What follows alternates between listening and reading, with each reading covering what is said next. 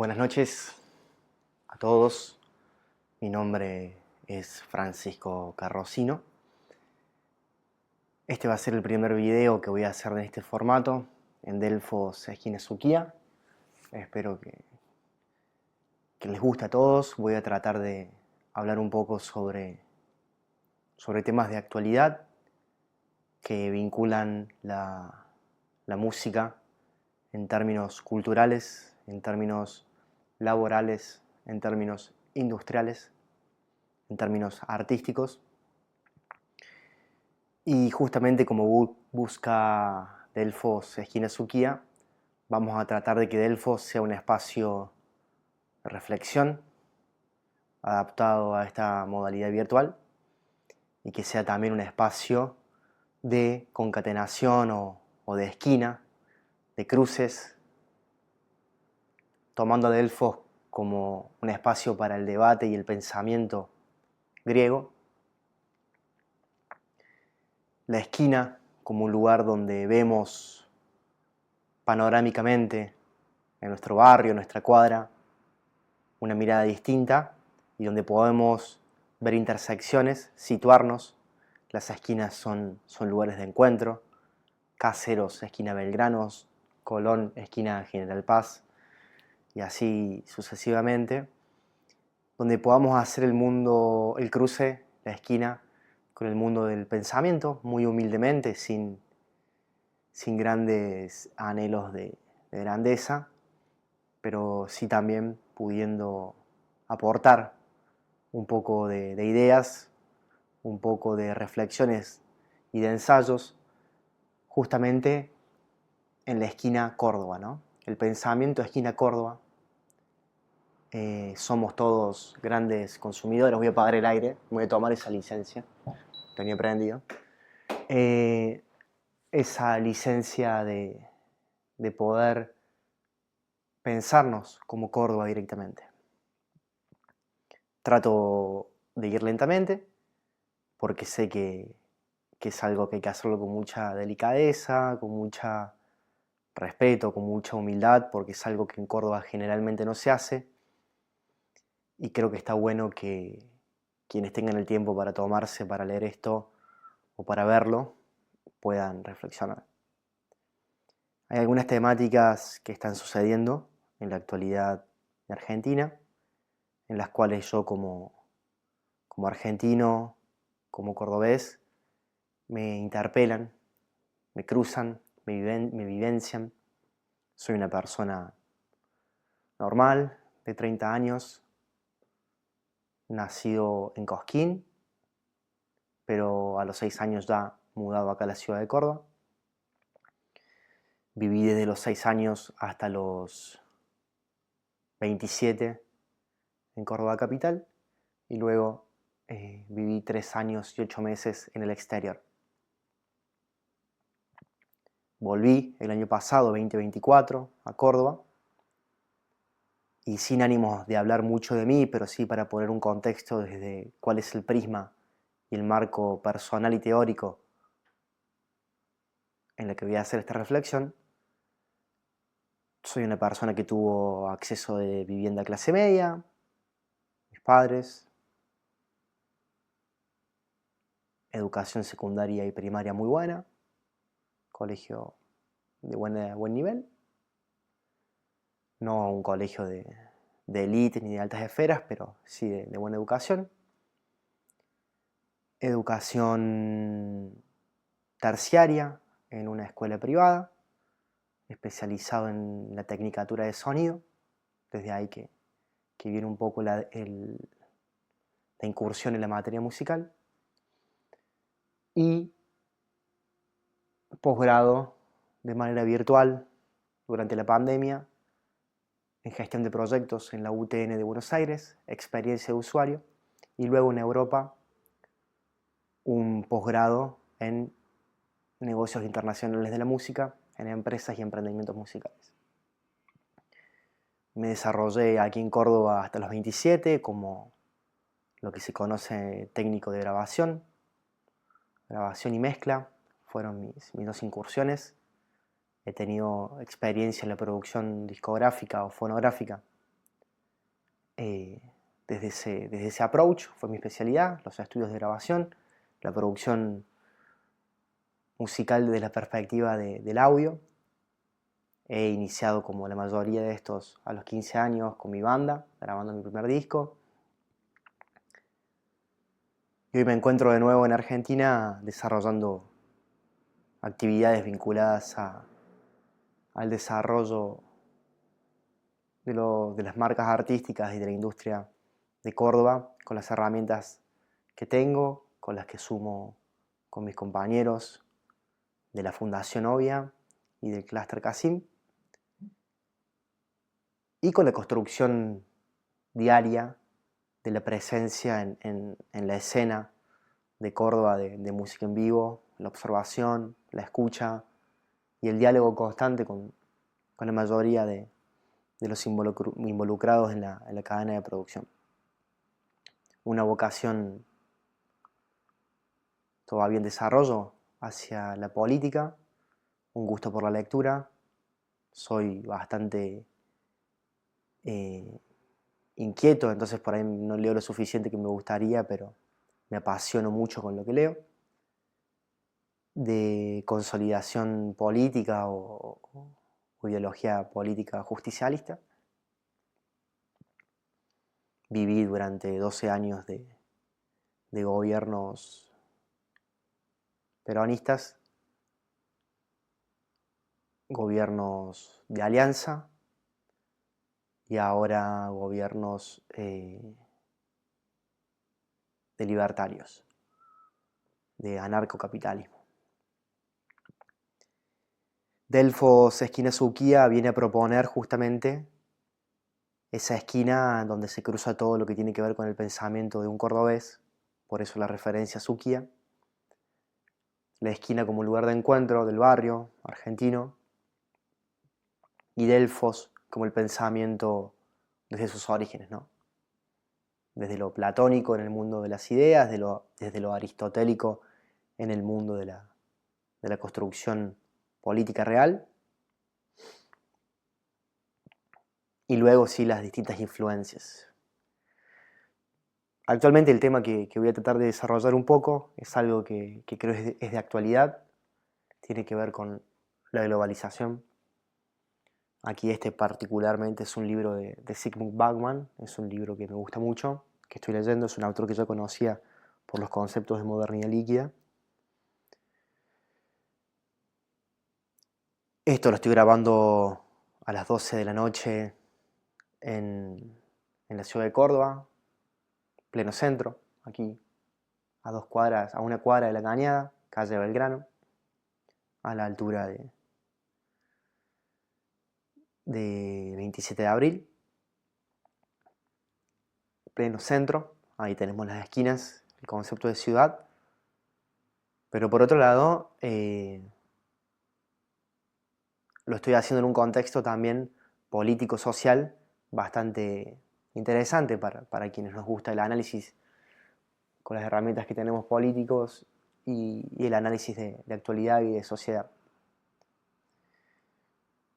Puntualmente el tema de esta semana me pareció un tema interesante que me dejó pensando, es el tema de YPF, y no quisiera ahondar porque aparte no soy un experto en la materia, si bien me he informado bastante sobre el asunto y he escuchado distintas voces, y aparte de una discusión de las cuales recuerdo haber sido parte en las conversaciones internas, Córdoba, no políticas sino públicas, que es el tema de YPF. Y quiero quedarme con el concepto de YPF porque justamente en este concepto de globalización y siempre como línea de perspectiva de la música, me surgió la idea de trazar un paralelismo entre YPF, la globalización y la música. Quiero tomar a YPF como un icono nacional en la extracción de recursos energéticos, petrolíficos. Me quiero quedar con ese concepto de empresa mixta, participación público-privada, me quiero quedar con el concepto de una empresa que en sus orígenes buscó defender el patrimonio energético, táctico y estratégico. Desde Irigoyen, sé que comenzó un poco antes, pero desde Irigoyen en adelante.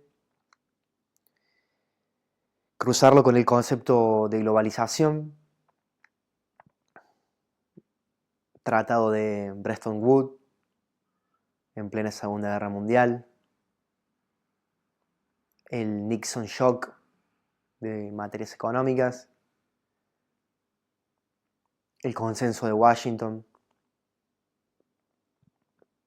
y la asunción última de Trump y el no nombramiento de jueces en la Cámara Mundial de Comercio.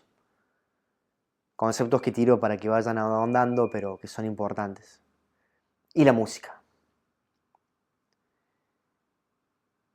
Podemos ir desde la década de 1940 hacia la década del 70, hacia la década de los 90, hacia los 2000, hacia el 2012 y hacia el 2025. Procesos históricos que suceden. Es muy interesante también porque en esos periodos se dan distintas apariciones musicales en todos sus contextos, pero principalmente quiero quedarme con la idea de el recurso, de otro libro también que le he robado a mi compañero Federico de Guevara, presidente de la Fundación Ovia, de George Judice, que es el recurso de la cultura. YPF nos conlleva a pensar en el recurso natural, que nos permite energía propia de todos los argentinos, independientemente de la administración estatal de turno, sino cuidar algo que es nuestro, que es la energía de esta tierra y lo que ello nos conlleva, ¿no? Mejor acceso a los costos de la energía, por ende, mejor acceso al transporte, mejor acceso a la movilidad, mejor acceso al gas. Estamos en invierno. Increíble la cantidad de noticias, año a año crece cada vez más la problemática con los inviernos, la gente en la calle.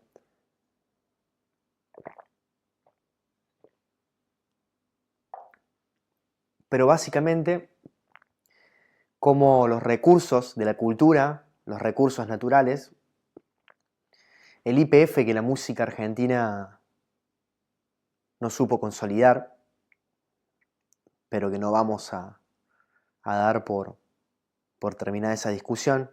Creo que se han accedido a leyes que han podido, así como Irigoyen cuando descubren el yacimiento trata de proteger esa zona para que no sea comprada por capitales extranjeros o por extranjeros para defender el interés nacional. Las leyes, desde una perspectiva platónica y una perspectiva aristotélica, buscan, más que nada aristotélica, buscan justamente representar esas construcciones de la ciudadanía. Y ahí me viene un posible yacimiento que tenemos, que es la ley de la música, y el Instituto Nacional de la Música, como quizás reservas de eso. Reservas que al no ser algo para la sociedad o por no ser ciudadanamente musicales todavía lo suficientemente desarrollados, no es un problema que solamente afecte a Argentina, pero obviamente nuestras prioridades están en otro lado. Creo que tener esa reserva del INAMU, más allá de su financiamiento, que es muy importante, sus gestiones, sus políticas internas, su organización interna, todo lo que conlleva justamente la construcción democrática de las instituciones en las cuales creo. Y creo que mientras más con buenas ideas podamos poder discutir, más se fortalecen, creo que se puede paragonar en un punto, salvando las distancias, esa ley nacional de la música que conlleva la creación del INAMU, del Instituto Nacional de la Música, en un paralelismo con YPF. Quizás coincidan casi temporáneamente la reestatización de YPF con el INAMU, con la sanción de la ley del INAMU y la creación del instituto, pero creo que ahí había algo allí por preservar lo nuestro, ¿no? Uno piensa que son cosas fáciles, yo no sé a qué político le podría haber llegado a interesar desde la perspectiva mundana normal o mediocre, por así decirlo, del pensamiento común, de decir que pudo haber algún interés político en crear un Instituto Nacional de la Música. Claramente hubo un interés ciudadano y por eso la política supo responderlo y se sancionó una ley, pero hubo un trabajo enorme atrás de todo eso. Esa es la organización que necesitamos volver a reconstruir. Sobre todo cuando escuchaba a Cristina y a muchos dirigentes vinculados al peronismo, que había que empezar a representar y no a enamorar. Creo que el amor y las vinculaciones en este mundo ya en salida de la globalización será una nueva instancia a redescubrir, pero sí entiendo que el enamoramiento quizás hoy en día es la parte más difícil y más compleja para la realidad del individuo de hoy, ¿no? Para el ser humano de hoy. El amor. Pero sí la representatividad. Volviendo un poco al concepto de la globalización, voy a tomarme del marco teórico que plantea Bauman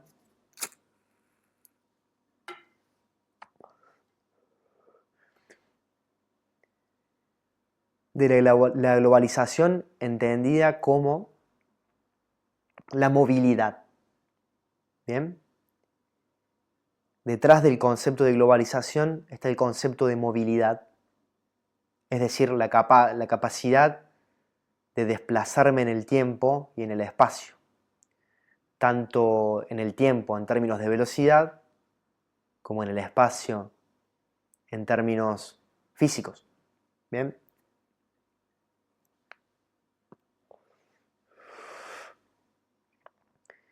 Bauman plantea que las ideas detrás de la instalación de la globalización responden justamente al concepto de movilidad, de tiempo, de espacio, pero no desde la perspectiva humana, ni desde los ciudadanos, sino de la perspectiva del capital. Es decir, cómo el capital se desplaza en tiempo y espacio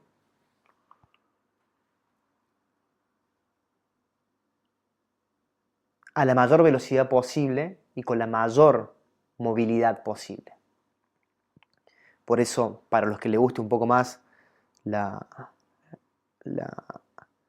parte social de la economía, fundamental, revisar el tratado de Bretton Woods en plena Segunda Guerra Mundial, pensando cómo se iba a dar una salida económica a la crisis europea, producto de la Segunda Guerra, entendiendo que el imperio dominante o la potencia era el Reino Unido. Y cómo se plantea desde el keynesianismo liberal, no neoliberal, liberal, capitalista, liberal. Keynes era capitalista y era liberal, pero cómo se adopta esa idea en el Tratado de Bretton Woods para fijar una referencia internacional de valores. Para los que les interese la parte económica pueden ahondar, sé que muchos de los que pueden ver no les interese o tengan que por ahí acceder un poco de información antes para poder entenderlo, pero sí cómo se fijaban las monedas de 44 países referenciadas al oro. Bien, nosotros estamos habituados a referenciar todo al dólar. Eso fue una segunda instancia que fue el Nixon Shock, que viene a romper con el Tratado de Bretton Woods. Pero lo que hacía el Tratado de Bretton Woods era justamente que los 44 países que firman ese acuerdo con perspectiva de reconstruir Europa, tomar como valor de referencia el oro e intercambiar oro por dólares y usar el dólar como moneda de transacción. Bien. Y acumular dólares respaldados por el oro que terminaba en Estados Unidos, lo que conllevó es que a la salida justamente de la Segunda Guerra Mundial, Estados Unidos, no sé cómo será específicamente hasta el día de hoy, pero posea el 90% de las reservas de oro del mundo. Justamente porque sus países, para tener dólares para comercializar, cambiaban su oro por dólar y así sucesivamente. Los países luego, voy a tratar de cerrar con la idea económica, me gusta, pero los países obviamente cuando cambiaban oro por dólares como una forma de empeño, digámosles así, recibían dólares a cambio, esos dólares los podían usar para comercializar o para tener en reservas en sus bancos centrales. Y luego poder volver a cambiar esas reservas por oro y así recuperar, bueno, y generar todo el circuito. Es el concepto más de Adam Smith de, que la circulación económica y la moneda agilizan. La moneda es un término agilizador para el mercado, es un agilizador de la economía. Justamente al haber una moneda en la que se pusieron de acuerdo, en este caso oro, dólar fijado a valor oro, una onza de oro, $35 en ese momento, permitió instalar el concepto global. Bien. Y para trazar un paralelismo con la música, Argentina no formó parte del Tratado de Bretton Woods, obviamente porque atentaba contra las políticas de soberanía. Es decir, el Tratado de Bretton Woods crea tres instituciones claves. En primer orden, el Banco Mundial. En segundo orden, el GATT, que estaba, la finalidad del Banco Mundial era poder financiar la reconstrucción de estos 44 países, la mayoría europeos, bien, mediante préstamos del Banco Mundial. El GATT, que luego se transformó en la Cámara de Comercio Mundial, interesante ahí porque es algo que Trump en su segundo mandato viene a desactivar, pero anteriormente denominó el GATT, que era un orden fiscal justamente para que haya compensaciones fiscales para cuidar las políticas económicas protectivas y de modelo de protección de la industria de esos países. El GATT se encargaba de fijar buenas prácticas, llamémosle así, o convenios entre representantes de distintos países que permitían que haya un equilibrio, ¿bien? Es decir, poner impuestos, porque si alguien quería importar algo, esa importación tenía que tratar de no suplir una producción interna y así no generar desempleo y todo lo que sabemos que implica ya cuestiones más neoliberales que se van rompiendo con el Nixon Shock y se consolidan fuertemente con el, el consenso de Washington.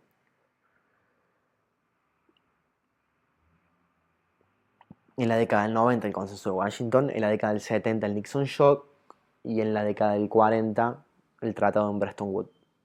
A lo que voy con esto es que el Nixon Shock lo que hace después es luego despegar el dólar del oro, porque Estados Unidos estaba en una fuerte déficit fiscal, obviamente guerras, Vietnam, distintas cuestiones. Estas políticas empezaron a atentar contra las reservas de Estados Unidos, contra la economía de Estados Unidos, y Nixon decide desanclar el dólar del oro, es decir, negarle a esos 44 países la, la posibilidad de recomprar oro y cambiarlo por dólar, sino que cada país podía tener su moneda, pero esa moneda estaba referenciada al dólar. Bien, es decir, antes el oro era la referencia, una onza de oro $35, ahora el dólar era la referencia, para que otros países pudieran comprar dólares dependiendo de la economía de sus países.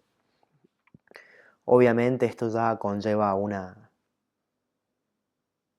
construcción de lo que luego sería la Unión Europea, la unificación, pero volviendo al concepto de movilidad, se iba preparando el terreno para que haya una única moneda de transacción internacional. Y básicamente, ya yendo específicamente al concepto que plantea Bauman, que es justamente prácticamente el concepto de la globalización, es despegar la pirámide, la cúspide de la pirámide de su base. Es decir, que los capitales financieros, por esta movilidad de la que hablábamos antes, del comercio internacional, comercio exterior, pudiera intervenir en distintos países mediante la política y los pensamientos más tendencia hacia el neoliberalismo, más impulsados desde otro lado más quizás por Hayek y otros pensadores, que justamente iban preparando el terreno para que la política aplicara cambios en sus políticas fiscales y en sus políticas económicas para permitir el ingreso de capitales sin importar la producción nacional, digamos, la industria nacional, y pudiera importar productos a otros países sin ningún tipo de impuestos o con reglas más claras. Lo más interesante que plantea Bauman justamente es tratar de que esos capitales no tuvieran muchos condicionamientos para entrar, o sea, tuvieran apertura, y tampoco tuvieran condicionamientos para salir, para retirarse. Bien, cabe en el contexto justamente esto también que estamos hablando de lo que plantea la JP Morgan, ¿no? De estas semanas, el banco que maneja muchísimos fondos, que recomendó a sus accionistas a retirar las inversiones de Argentina. Bueno, hubo una apertura para que haya esos bonos, una colocación de esos bonos, y ahora hay una total apertura para que salgan, ¿bien? Cuando eso sale de esa manera, genera un montón de consecuencias que impactan económicamente en el país. Básicamente siempre tienden a perjudicar la industria, el trabajo, el poder adquisitivo. ¿Bien?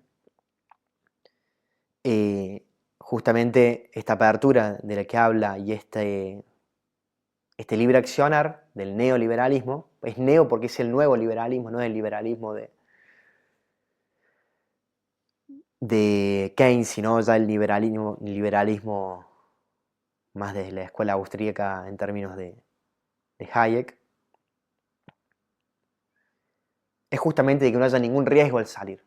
Y ese que no haya ningún riesgo es justamente desconectar la pirámide de la base.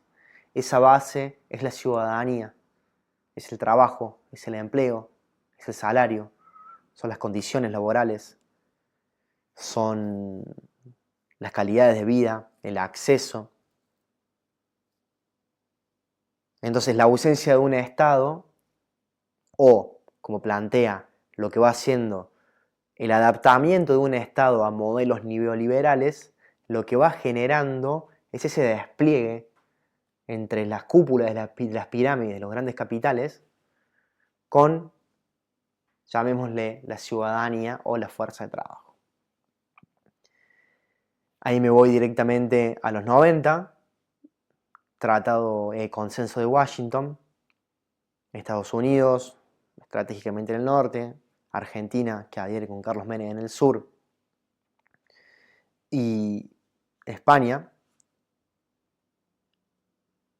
tres países claves hoy en lo que tienen que ver con YPF, por ejemplo. Ya voy a volver al punto de la música, quiero llegar al fondo con esto, pero quiero hacer una introducción al pensamiento geopolítico social para poder ver qué consecuencias tiene esto en la música, pero primero necesito hacer la introducción más teórica, con las limitantes y seguramente algún dato de error que pueda ser esté diciendo, pero no, no muy lejano, es justamente que hoy un fallo, o en estas semanas un fallo de la Corte de Estados Unidos sobre una empresa de energía argentina mixta de capitales públicos privados que fue reestatizada en el 2012, y España, vinculada a través del grupo Repsol o los representantes de los fondos, famosos fondos buitres, representados o vendidos por parte de un empresario o empresarios de apellido Eskenazi argentinos, que vuelven a unir y vuelven a tratar de hacer un llamado a la resignificación, o un llamado de, yo le diría más como un manotazo de ahogado y también un golpe para el gobierno actual de la globalización, son como los retrasos, ¿no? Los retazos de la globalización, teniendo en cuenta que Repsol, quien había comprado YPF, era española, y que tanto España como Estados Unidos, Consenso de Washington y Argentina fueron actores clave en este triángulo geopolítico para permitir durante los 90, después del Consenso de Washington, post caída del muro de Berlín en la década del 80, poder avanzar sobre los recursos de la ciudadanía argentina. Vuelvo a repasar algunas fechas: década del 40, Tratado de Bretton Woods, salida de Segunda Guerra Mundial, salida de eso. Década de los 70, el Nixon Shock, como consolidación del dólar como moneda internacional por los acuerdos de estos países. Me faltó agregar que la tercera institución que crea el Tratado de Bretton Woods, habíamos dicho que estaba el Banco Mundial, el GATT, que se encargaba de fijar tasas e impuestos para el equilibrio comercial entre países, sosteniendo la idea de una perspectiva de industrialización nacional y de pensamiento industrial para cada nación. Y el tercer organismo que crean es el Fondo Monetario Internacional. El Fondo Monetario Internacional, creado después del Tratado de Bretton Woods, lo que buscaba justamente es un prestamista, una entidad que otorga préstamos en última instancia. Última instancia cuando los países o las naciones que forman parte del Tratado de Bretton Woods, de estos 44 países, de los cuales Argentina no formó parte hasta en la década del 70, se imaginarán por qué. El Fondo Monetario Internacional, la finalidad es que cuando hay un desequilibrio, en la balanza de pagos, es decir, los compromisos que un Estado tiene para cubrir sus gastos de cuentas corrientes o sus cuentas públicas, ¿bien? Déficit fiscal, etc., el Fondo Monetario, si estás dentro del tratado, no te digo que tiene la obligación, pero tiene un poco la responsabilidad de buscar cierta solvencia para esos países, para que justamente no quiebren, porque están dentro del tratado económico. Eso en un plano teórico, ¿no? Muy, muy platónico. En ese contexto, Argentina no había participado nunca del Tratado de Bretton Woods, por lo que nombraba anteriormente. Cuando se lo consultó a Perón sobre lo que conllevaba ese tratado, él dijo que justamente no creían que el tratado podría beneficiar a los intereses nacionales, una política de industrialización, de potenciamiento de la fuerza de trabajo, de las condiciones de trabajo y las condiciones salariales, justamente porque se veía clara cierta intervención mediante el GATT, quizás, y mediante el Banco Mundial, de tratar de intervenir en esas políticas. La respuesta de fondo es que Argentina no lo necesitaba, creo yo, en ese momento, porque justamente tenía un modelo de país bastante desarrollado para ese contexto. Él prefería hacer las relaciones directamente entre países y no mediante una organización o un tratado que fijara reglas, porque se entendía que había como cierta tendencia al desequilibrio. Vuelvo, todo esto conlleva que Estados Unidos después se queda con el 90% de las reservas de oro en el mundo y después despega el dólar de esas reservas y pone el dólar como moneda, ya teniendo el 90% de la reserva de oro. Pero bueno, ahí algún iluminado económico sabrá mejor cómo corregir.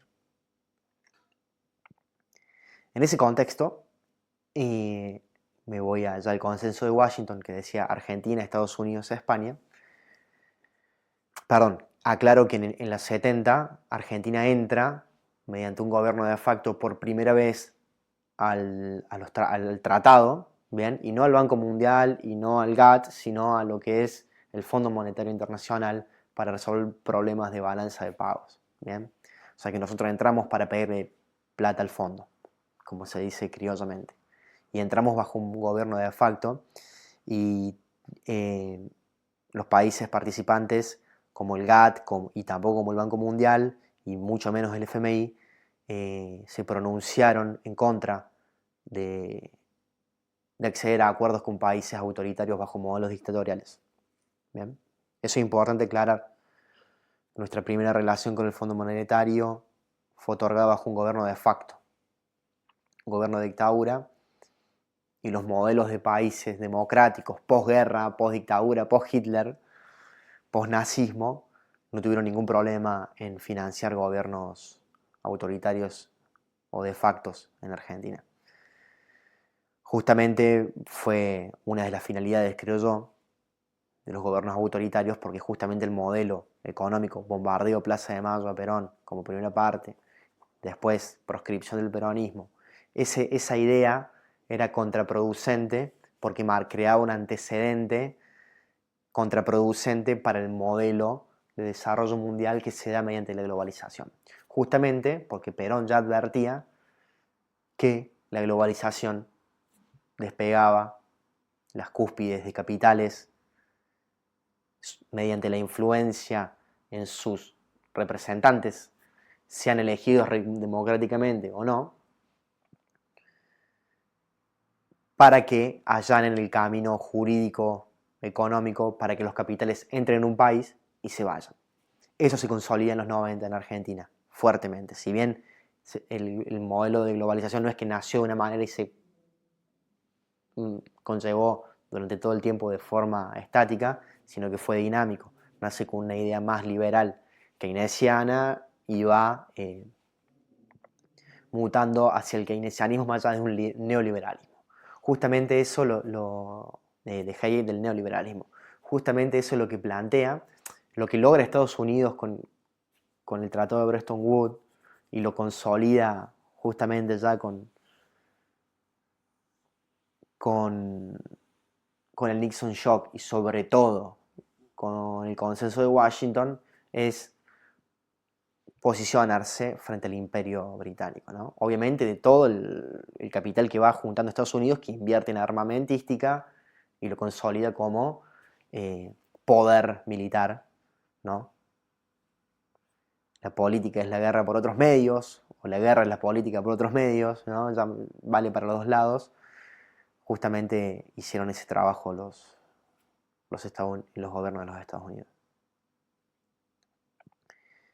Con Menem, accediendo al consenso de Washington, lo que se hace justamente es una entrega de todos los recursos del Estado mediante las privatizaciones.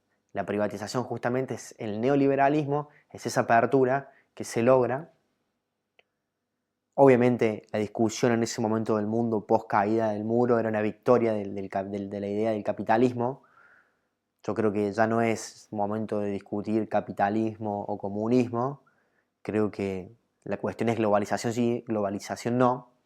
Y el tiempo nos va enseñando, ya casi 25 años después, un poco más, 30 años después del Consenso de Washington como modelo cumbre de la globalización, tácticamente y geopolíticamente, de que claramente la globalización no genera naciones más prósperas ni ciudadanías más ricas culturalmente, educativamente, humanamente, sino que es todo lo contrario, ¿no? Genera miseria, desempleo, desigualdad, injusticia, tendencia, ¿bien? Hay como un modelo antidemocrático dentro de la globalización. Justamente por esta capacidad que plantea Bauman de que la movilidad irresponsable en consensos en Unión Europea, Estados Unidos, la misma China, de poder entrar y salir de territorios, justamente porque si no estás dentro del tratado te hago un vacío o te hago un bombardeo o te hago una dictadura. Este es el desarrollo más de la fuerza, ¿no? El abandono de la fuerza y después a la Guerra Fría y después a las cuestiones ya vinculadamente, una vez que hay la apertura, lo que es el dominio del capital. El capital en función de los recursos del Estado, debilitarlo, el capital en función de el recurso de la información, la velocidad de la información, de tender hacia modelos más individualizados y la comunicación cada vez más individual. Se abandona el concepto, dice el libro también muy interesante, de las sociedades de antaño, ¿no? El concepto de sociedad, tanto jurídico como humano, de comunidad, digamos, se va rompiendo porque la globalización, la tecnología y el avance, lo que sería la revolución industrial, la revolución petrolífica, la revolución de la información, de la tecnología, del internet, todas esas revoluciones van permitiendo cada vez tener una llegada más hacia el individuo. ¿Bien? Esa segmentación o fragmentación, desde una mirada global, por las grandes empresas, por los grupos económicos, como que, por ejemplo, que empresas o empresarios tengan más dinero que la producción bruta interna anual de un país. Bueno, son justamente esas desigualdades que va generando la globalización. La globalización fue un modelo interno, fue una interna, digamos, entre la concepción capitalista, a la cual yo adhiero el capitalismo como modo de producción y la distribución del ingreso como modo de justicia social, ¿bien? Un Estado a servicio del pueblo, ni muy grande ni muy chico, ¿bien? Una sociedad industrial, un Estado industrial, perdón, una nación industrial que genera empleo. Mediante el Consenso de Washington justamente lo que se logra es la apertura del gobierno a decir, chicos, vengan. Obviamente presionado, vos cae el muro, capitalismo ferviente, bien, corrupción, bueno, cuestiones que uno mira para atrás y obviamente son muy complejas de analizar, pero que justamente se despliegan un poco de la concepción quizás más justicialista de esta sociedad industrializada, de esta nación industrializada con empleo y poder adquisitivo y salario de condiciones para todos los argentinos y los hermanos y los pueblos hermanos. YPF, Entel, son compradas justamente por acciones españolas, parte fundamental del Tratado del Consenso de Washington. Y justamente ese 90, ahora sí voy a adentrarlo ya después de 50 minutos de hablar de la introducción, voy a adentrarlo en lo que tiene que ver con la parte musical y voy a volver a hacer el mismo repaso. 40, Tratado de Bretton Woods, 70, el Nixon Shock, 90, Consenso de Washington, 2001, Default, Crisis Argentina,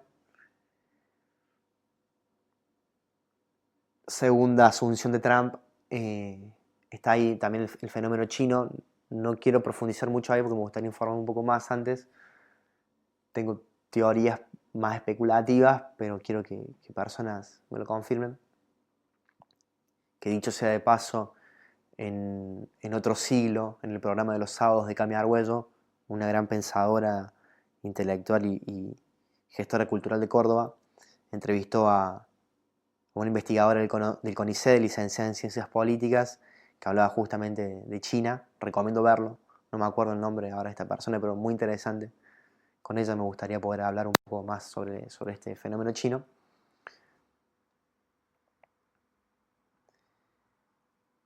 Luego hacia el 2012, bien, ley de la música, reestatización de YPF.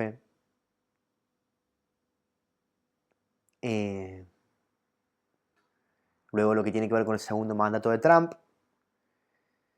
Y me vuelvo a centrar el Consenso de Washington para decir que en ese periodo la GATT, que fijaba las tasas y el equilibrio para estas políticas liberales, es reemplazada,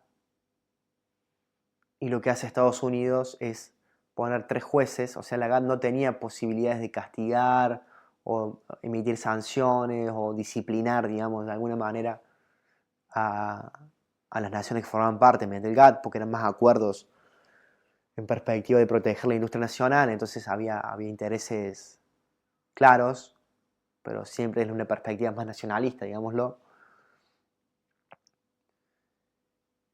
Luego de que se da esta segunda parte del Nixon Shock y el Consenso de Washington, la GATT muta a la Cámara Mundial de Comercio. Y esa Cámara Mundial de Comercio lo que hace es tener un tribunal de apelaciones donde los países que integraban podían denunciar, y eso se decidía con 3 jueces, si no me equivoco. Sé que había jueces, creo que había 3, no creo que eran más, y que esos 3 jueces los ponía Estados Unidos.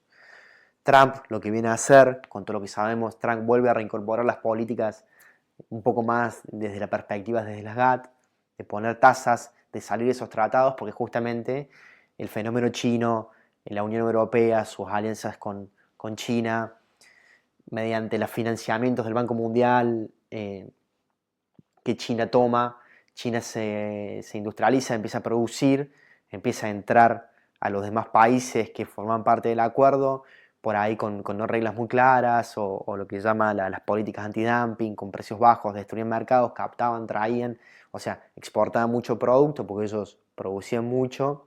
El fenómeno de las IT, como las IT nacen en Estados Unidos, estoy yendo rápido, nacen en Estados Unidos y van hacia China, producen allá, pero te lo venden, generan desempleo, pero la propiedad intelectual, pero la capacidad, pero bueno, etcétera, etcétera. Toda esa perspectiva lo que genera es que China crece, se consolida como potencia, empieza a desarrollarse en Europa, empieza a tener acuerdos con países de la Unión Europea, justamente porque geopolíticamente está de paso, empieza a reconstruir su ruta de la seda, que pasa por India, donde había estado el conflicto que se volvió a reiniciar, pero que era China-India en el medio Vietnam, una guerra que Estados Unidos había tratado ya de avanzar contra el empoderamiento chino. Ucrania, ¿no? Como límite hasta dónde llega el este de Europa, ¿bien?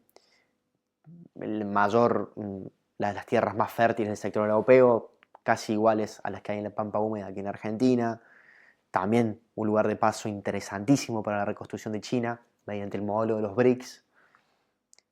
China empieza a expandirse, empieza a posicionarse como potencia. Si igualmente ellos no tienen armamentística fuerte como la tiene Rusia o Estados Unidos y no tienen energía porque la provee Rusia, China se empieza a expandir. Más allá de si China se empieza a expandir, lo que detecta Trump es justamente de que no es el país industrial que era Estados Unidos, perdió muchísimo empleo, va migrando hacia una mirada más socialista de la cosa, justamente porque él estaba asistiendo las propias políticas que ellos deberían proteger, y empieza a aplicar estas políticas arancelarias, haciendo una analogía a la GATT, para poder defender un poco la industria y así proteger la balanza comercial, ¿no? Déficit fiscal, balanza fiscal, gasto público versus recaudación, y balanza comercial, importación versus exportación.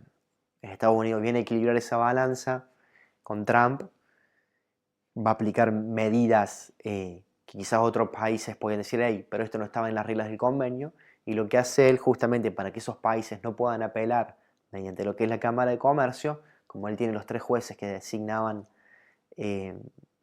fallaban a favor o en contra de estos países, él inhabilita esos 3 jueces no nombrándolos. Estados Unidos tiene la potestad de nombrarlos. Cuando toque el tiempo de nombrarlos, Estados Unidos, en vez de cerrar la Cámara de Comercio, dicen yo no nombro ningún juez. Entonces la herramienta queda inactiva. así desarrolla su política de impuestos para cuidar la producción. Entonces, ahí creo que hay una linealidad muy vertical entre lo que proponía Trump y lo que proponía Perón. Así, dice llanamente.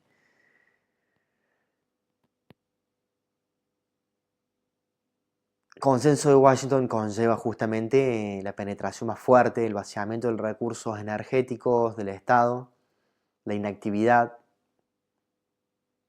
Vale destacar y leer, hay un libro muy interesante también que quiero leer sobre eso, sobre YPF, pero es justamente cómo era YPF antes de la privatización, cómo es YPF durante la privatización, cómo acciona el grupo Repsol, modelo globalizador, cómo administra YPF, el fenómeno vaca muerta, etc., y cómo repunta YPF durante la estatización. Bien, aprobada por el Congreso, derecho constitucional, a los cuales se les pagó a Repsol. Bien, lo que quedó pendiente son los fondos de que la familia Skenazy, Argentina. Hay algo, yo interpreto que es un tipo que se dio vuelta, que estuvo puesto ahí para garantizar un cierto control sobre los capitales privados defendiendo el interés nacional, y ese tipo se da vuelta y los vende a Repsol, bancados por un grupo, por un fondo buitre que no recuerdo el nombre ahora. Y ahora sí hago el paralelismo directamente, ya habiendo repasado los años, explicado lo de Trump, ley de la música, 2012, cómo nosotros, desde la música, por ahí a veces, por la misma, lo mismo que genera el quehacer musical, la composición, es vivir para la abstracción, ¿no? Una abstracción que a veces puede llevarnos a ser globalizados también. Una abstracción que puede ser sinónimo de la disociación. Si las sociedades de antaño eran un concepto de asociación para el contacto humano, para la conversación, para el acceso a la información y a la educación, a la información y a la formación, la globalización individualiza, aísla y disocia, asocia y disocia. Te asocia con realidades macromundiales, globalizantes, pero que están disociadas con lo que pasa actualmente. Y creo que para las compositoras, autoras, compositores y autores, justamente que tienen como herramienta principal la capacidad y la búsqueda de la abstracción de lo simbólico desde la música, por su mismo quehacer musical,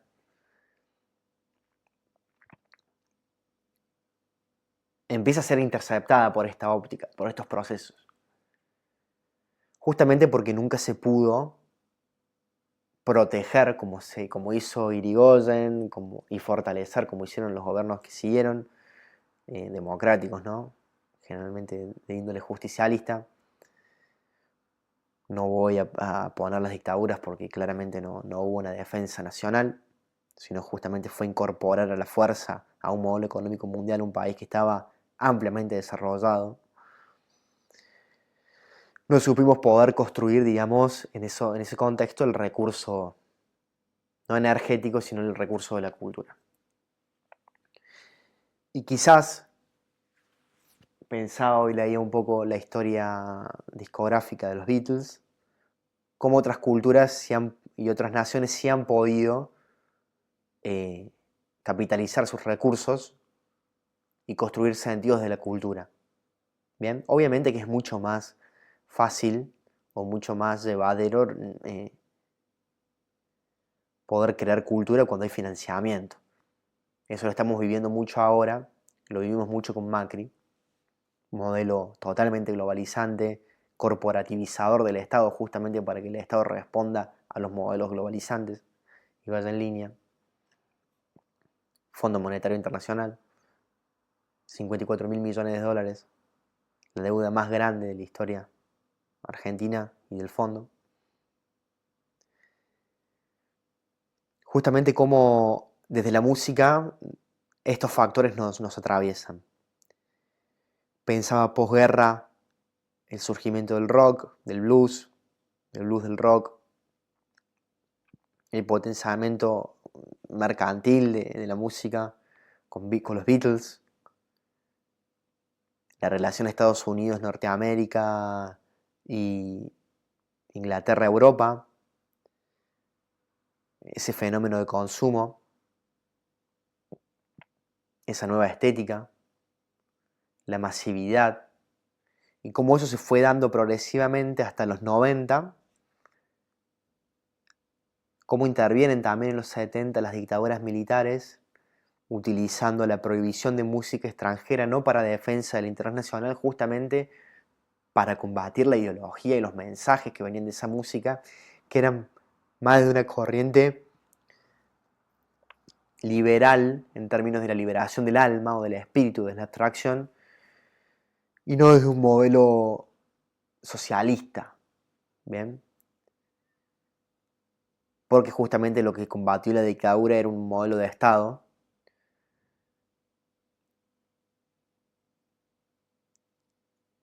Y es muy loco pensar que en Inglaterra los Beatles y los siguientes artistas que trascendieron después también en Estados Unidos son de rock, jazz, blues, muy de en tendencia, las grandes bandas de las épocas de oro, digamos, del rock, son, no son cuestionadas por el Estado, un Estado imperialista, monárquico, como, no un Estado, perdón, una monarquía absoluta en esa época, con los reyes en Inglaterra, no se contraponía contra las ideas liberales, sino que las adoptaba para mantener un cierto equilibrio social, y en Argentina los militares prohibían eso. Probablemente porque no entendían de qué hablaban o porque tenían miedo, digamos, de lo que eso podía causar en quienes escuchaban esa música. Como así también poder aprovechar, creo que fue más por este punto también, a la música como un recurso distractor. Un modelo más de propaganda, de música que distraiga, que distienda, y que justamente no nos enriquezca culturalmente. Hubo mucha persecución al tango también durante la dictadura militar. Y sobre todo los cantantes de folclore, que eran los cantores populares que sabían lo que pasaba. Muchos exiliados, muchas milongas cerradas también. Justamente la dictadura militar viene a romper con las sociedades de antaño, digamos, con el café, con los foros, con Delfos, ¿no? Eso no gusta, porque eso atenta contra la globalización. Eso es una primera imposición mediante la fuerza y no mediante la política. Eso llegó después durante Menem. Fue por la fuerza del capital con la apertura política. Llamémosle así como una especie de prostitución de la política. Los 70 musicalmente en Argentina, obviamente al haber restricciones a la producción, al consumo de música extranjera, no por la idea del ser nacional, no, sino para que no se filtren ciertas ideas o ciertos símbolos, los pelo largo.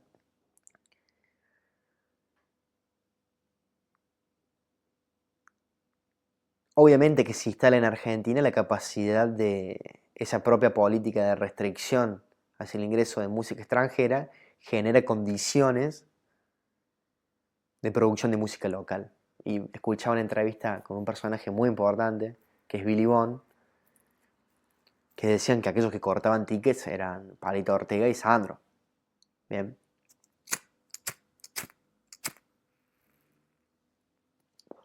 Popularmente. El rock no cortaba tickets. Creo que vendía muy pocos discos. Spinetta, Papo. Ese modelo lo quiebra Sui Generis por la incorporación del folk. Los militares yo creo que no le cazan la mano. Hay una nueva estética en Argentina entre la lengua castellana, el folk y el tango, y entra. Y en español. Y ahí empieza a ser Sui Generis la banda que empieza a potenciar toda la industria discográfica, una industria muy en venta por estos fenómenos de consumo como Palito Ortega y Sandro. Bien. Ahí se da un consolidamiento de la industria discográfica en Buenos Aires, en la capital, obviamente. Córdoba tenía sus autores, obviamente. Habría que investigar un poco más la relación. Había escuchado el otro día ahí que justamente no les gustaba el cuarteto a los militares porque justamente por ahí no gustaba la representatividad del cuarteto. Trataban de ocultarlos. Creo que lo decían en el mundial que mandaron a. No pusieron cuarteto en ningún lado durante todo el mundial. Creo que estaba prohibido, no pasaban por radio cuarteto. Invisibilizar la cuestión popular. La propagandística de la música. Pero sí que se concilió una industria en Buenos Aires mediante la RCA Víctor, Emi Odeón, Mandioca, que es este sello de segunda línea para el rock, la madre de los chicos,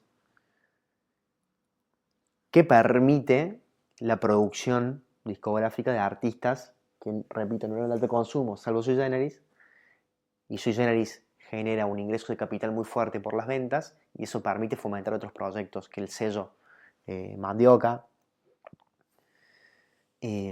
permite potenciar estos proyectos. Había un antecedente, un precedente con Manal en la adaptación del lenguaje, sobre todo de la estética rock al lenguaje en castellano. Esa consolidación permite que las empresas tengan Emi Odeón, RCA Víctor, siempre esa asociación media extranjera argentina, mixta, digámosle, en capitales internacionales o extranjeros y capitales nacionales, y permite la construcción. Y obviamente la inversión de los sellos genera estudios de grabación, etcétera, y genera todo un contexto que es desde los cuales se nutre la industria mediante la provisión de la música extranjera, el fomento de esos nuevos artistas, la curva de decadencia de los gobiernos de factos, y que estalla con gran potencialidad en la vuelta a la democracia, por donde también se da una apertura nuevamente a la música extranjera, y se da el surgimiento de muchísimos más artistas. Bien, estoy quedando sin batería. De muchísimos más artistas. En esa perspectiva, los 90 con el modelo neoliberal de Menem hace que el 1 a 1 permita que otras propuestas mundiales, más la globalización, la televisión, la información, la MTV, hicieran que las propuestas con muchísimo más presupuestos, Estados Unidos con un poder económico muy fuerte, obviamente tuviera mejores propuestas de conciertos, más producción y todo, pudieran venir a vender sus productos aquí al mismo precio que te lo vendía cualquiera de acá. Esa consolidación, entran, rompen el mercado, se genera el fenómeno Rollinga, ¿no? Esa persona que fue a ver a los Rolling pero después se quedó sin ese producto.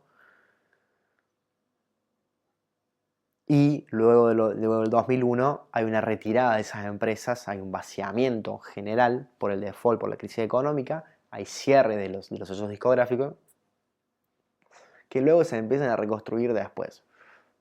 Y que quedan anclados en una estética de rock, ya mezclada y denominada el rock barrial, fenómenos de muchas bandas, por donde los sellos empiezan a tratar de concentrar en las estéticas más vinculadas al pop y al rock, y después el fenómeno del reggaetón, la importación de esa música también en términos de consumo, y que se va después fortaleciendo nuevamente, pero con propuestas ya directamente globalizadas. O sea, las producciones que pueden ofrecer artistas internacionales, la difusión, la prensa, la calidad del producto, todo, era ampliamente superior en términos presupuestarios y de producción que los argentinos. Siempre los argentinos con una gran potencialidad en la producción y la construcción de obras, compositores y autores, con gran impacto en toda la habla hispana, hasta España, o sea, de México para abajo, Miami para abajo, hasta España, gran influencia por las obras, ¿bien? Soda Stereo 80-90, obviamente una banda que por esos beneficios quizás de poder desplazarse en velocidad y tiempo logra cubrir una gran territorialidad y un fenómeno industrial de ventas muy fuerte.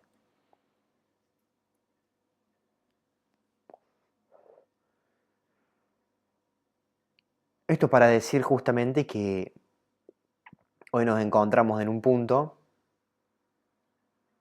donde después de los 10 años de la reconstrucción del Estado argentino del 2002 hasta el 2012, hubo un avance en términos de poder preservar esa cultura mediante la Ley Nacional de la Música, el INAMU, y ahora toca, 13 años después de varios cambios de gobierno, volver a defender eso. En un contexto donde se nota que hay un mundo que abandona la globalización. Era muy difícil poder competir con la globalización por lo que había mencionado antes, los presupuestos, la prensa, la comercialización, la difusión, ¿no? El famoso te lo metían por los oídos, la repetición, la propagandística global. Y ahora en un mundo que tiende hacia la desglobalización, porque Estados Unidos abandona ese modelo, Europa empieza a repensarse. Rusia ya es un modelo más federativo, siempre mantuvo una postura. China, sus productos chinos mediante sus plataformas, el sur de Corea también mediante sus fenómenos K-pop, empiezan a hablarse ya nuevamente a sí mismos como cultura, porque claramente cada vez el dólar está más inaccesible, la economía está peor, entonces el consumo en vivo ya no es rentable para traer proyectos de afuera, sino que tenés que consolidarte tu audiencia propia, empieza a haber una reidentificación con el valor de lo propio, empieza a haber una reacción hacia, hacia gobiernos que autoritariamente tienden a llevarnos una lógica neoliberal mientras el mundo va para otro lado. Y creo que esta vez va para otro lado, es que va para el lado correcto y que hay una ventana de oportunidad que se está abriendo. Creo que es una oportunidad también para volver a incorporarnos desde Córdoba. Y creo que eso se va viendo en la escena en vivo de la ciudad de Córdoba, en Güemes, donde vamos, sobre todo en vivo, que es donde hay mayor circulación económica, por la gastronomía y por el consumo nocturno, fenómeno social de volver a las sociedades, a los nichos, se va dando esos factores, esos artistas que empiezan a componer nuevamente para su público, empieza a haber algunas referencias como Dillom, como Lali, que empiezan a cuestionar un poco también el rol del arte dentro de la sociedad, a defender lo propio. Empezamos a entender que la salida no está en ese modelo global, sino que está justamente de nuevo en la industria nuestra, la que está al alcance de nuestras manos, nuestros ojos, nuestra boca y nuestros oídos. Y que eso nos hace bien. Y que además nos permite una circulación económica más justa y nos permite tener acuerdos más justos. Es un lindo momento para dar un paso adelante en la organización para poder constituir justamente leyes como utopía, pero sí sociedades. Creo que la estamos haciendo. Desde Fundación Hoy hay una perspectiva muy interesante sobre eso, que tiene que ver con la construcción y el reordenamiento de ese tendal que destruyó la globalización desde los 70 o más que nada desde los 90 y el abandono en el 2001. Hay una reconstrucción, hay un reconocimiento del modelo que se hizo desde el 2002, sobre todo el 2012, la presencia de Sonar, la fundación de Sonar en ese momento, de Federico Guevara, el avance en la formación sobre la propiedad intelectual, y que es un interesante momento para la cultura y para aquellos que tienen la abstracción como momento, como herramienta para la construcción de sentido y de obras de arte, de productos artísticos, usar la parte disociativa de la abstracción para simbolizar las cuestiones asociativas que nos representan y que nos pasan. Creo que eso hay avances concretos desde lo artístico. En Córdoba se está dando un proceso de creación de sellos discográficos, el sello como una representatividad estética propia de una cultura, de una provincia, de una comunidad, con valores propios, con códigos propios, con acceso en vivo, accesible y sosteniendo un momento muy crítico para todos. Creo que se tocó fondo desde el modelo global, creo que el mundo abandonó ese modelo, Argentina por cuestiones que creo que tienen que ver más con construcciones mediáticas, abandonó un modelo de país y creo que va reflexionando de que justamente en estos 2 años y moneda que le quedan al gobierno va a ir recuperando. Probablemente de acá a 2 años y medio podamos tener la oportunidad, si la sabemos aprovechar, de estar bastante organizados, bastante comunitariamente y asociativamente, con todos los agentes que nos permitan, digamos, potenciar nuestro IPF, ¿no?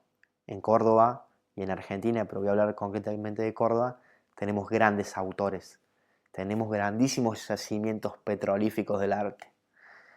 Estaría bueno que podamos formalizarlos, que podamos darle herramientas, contención, sobre todo contención en esta etapa que es crítica económica para todo el financiamiento del Estado y el privado. La soja no es rentable en Argentina. Tenemos que contener, tenemos que saber estar juntos, pero tenemos que también desde los compositores y sobre todo de los artistas, que son los interlocutores entre las audiencias y las obras, haya un posicionamiento, no digo político ideológico, sino cultural, sobre lo importante que es tener y proteger nuestros yacimientos musicales federales, ¿no? Y la mayor y la mejor forma de construir federalismo es el reconocimiento de lo que nos es propio, de lo que no, de lo que es auténtico y de lo que nos enriquece como cultura cordobesa. Eso fue un poco la introducción. Creo que justamente el mundo de acá a 2 años va a poder tener mejores condiciones, pero que es importante desde ya ir conteniéndonos y ir preparándonos intelectualmente, espiritualmente, artísticamente y profesionalmente en saber estar listos para ese momento. Es un momento muy difícil, un momento de mierda, no está mal decirlo, que nos toca enfrentar a todos, pero que tenemos las herramientas para ser fuertes y unidos en esta época, para que de acá, Dios quiera, dentro de 2 años, cuando vengan vientos más favorables desde nuestra representatividad nacional, podamos estar listos. Yo creo que Córdoba es un pulmón porque permite esas estructuras, hay una apertura a la política que está en un momento delicado de financiamiento, pero hay una apertura hacia darle un interés a eso y tenemos 2 años para fortalecernos y, ¿por qué no?, empezar de acá a 2 años a tener una producción muy noble, que ya la tenemos, pero mejor todavía, con mejores ingresos, con mejores condiciones laborales, con mejores condiciones salariales, con mejores condiciones profesionales, intelectuales, para poder